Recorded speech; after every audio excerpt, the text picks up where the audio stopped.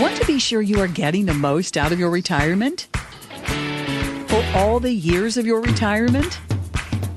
That's the primary goal of More Living with Jim Brogan and our Dollars and Cents segment, where we provide you with an important financial tip that will help positively impact the quality of your life in retirement. And now, here's Jim with this week's Dollars and Cents tip. Quickly, I've got 3 things you can do to secure your financial plan or make sure your financial plan and your retirement plan is secure. Number 1, count to 3. We really do not want to make irrational short-term decisions. You know, all market downturns can be painful. Now, we're not in bear market territory right now.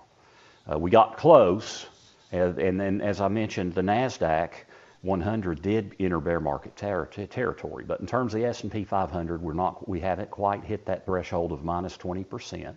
But that's when people get very, very uncomfortable. And every bear market is different and unusual. Don't know that we'll hit that this time.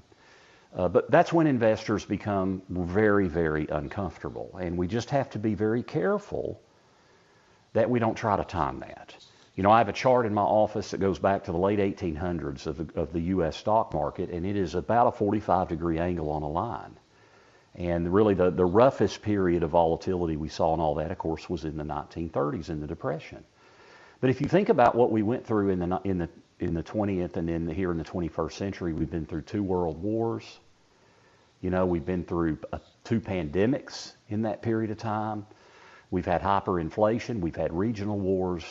We've had terrorist attacks on U.S. soil. You think about all the things we've been through, and that goes back to what Dr. Black and I just talked about, is the resilience of American companies, the American economy, and American consumers. So count to 3. Don't overreact.